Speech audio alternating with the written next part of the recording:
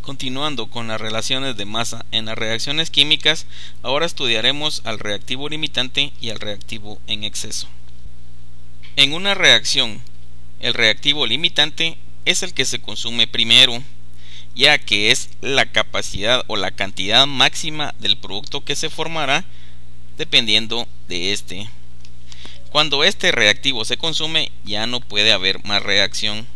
Ahora bien, el reactivo en exceso es el que se encuentra en mayor proporción y por lo tanto de este quedará un remanente o un sobrante. Esto ya no es posible que continúe reaccionando puesto que el otro reactivo ya fue consumido. Ejemplos: la urea se prepara por la reacción del amoníaco con dióxido de carbono mediante la siguiente reacción: 2 moles de amoníaco reaccionan con 1 mol de dióxido de carbono para darme 1 mol de urea más 1 mol de agua. En un proceso se hacen reaccionar 637.2 gramos de amoníaco con 1142 gramos de dióxido de carbono. Inciso A: ¿cuál de los dos reactivos es el reactivo limitante? Inciso B: calcule la masa de urea que se formará. E inciso C: ¿cuánto del reactivo en exceso, en gramos, quedará sin reaccionar al finalizar la reacción?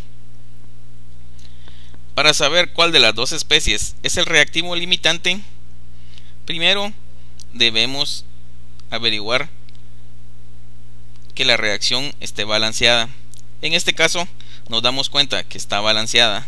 Verificando, tenemos 2 nitrógenos del lado de los reactivos, tenemos 2 nitrógenos del lado de los productos, tenemos 6 hidrógenos del lado de los reactivos, tenemos 6 hidrógenos del lado de los productos, 4 que corresponden a la molécula de urea y 2 que corresponden a la molécula de agua, 2 oxígenos del lado de los reactivos, 2 oxígenos que corresponden al lado de los productos, 1 para la urea y 1 para el agua, un átomo de carbono en el lado de los reactivos y un átomo de carbono en el lado de los productos. La ecuación está balanceada. Ahora bien, primero calculamos los moles de urea a partir del dato conocido. En este caso, al dato conocido lo dan los 637.2 gramos de amoníaco.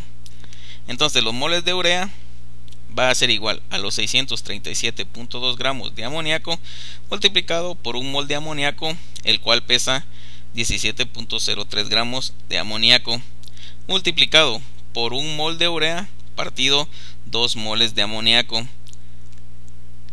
Este pedazo en sí es la relación o la estequiometría que me determina la ecuación balanceada.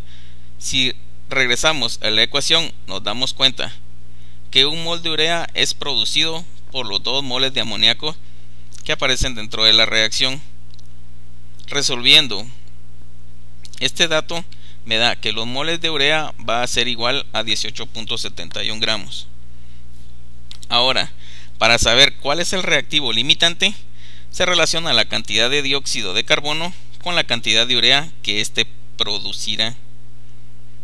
Si tenemos de dióxido de carbono 1142 gramos, para calcular los moles de urea multiplicamos estos 1142 gramos de dióxido de carbono multiplicado por 1 mol de dióxido de carbono, el cual pesa 44.01 gramos de dióxido de carbono, y lo multiplicamos por el factor estequiométrico que me determina la ecuación, que es 1 mol de urea por cada mol de dióxido de carbono.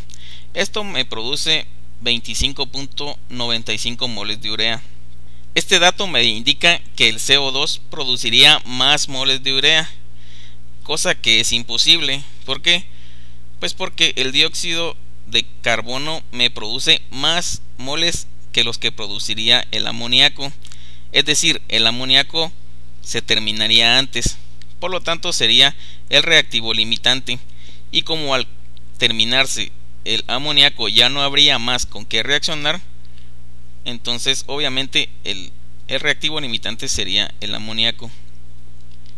Ahora, para saber la masa de urea formada, debemos usar los moles que nos proporciona el reactivo limitante, que en este caso es el amoníaco.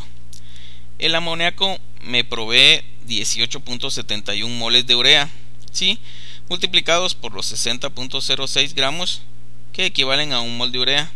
Esto me da 1124 gramos de urea. Por último, para saber cuánto reactivo en exceso quedó sin reaccionar, el reactivo limitante es el amoníaco, pero ahora debemos encontrar la cantidad de CO2 que ya no reaccionó. Entonces, para averiguar los gramos de CO2, multiplicamos a los 18.71 moles de amoníaco, que fueron los que reaccionaron, por un mol de CO2 partido un mol de urea. Esta relación estequiométrica me la determina la ecuación balanceada. Esto lo multiplicamos por 44.01 gramos de CO2, que equivale a un mol de CO2, dándome como resultado 823.4 gramos de CO2. El enunciado nos indica que la cantidad inicial de CO2 es de 1142 gramos. Por lo tanto, para saber cuánto fue lo que no reaccionó, utilizamos una resta.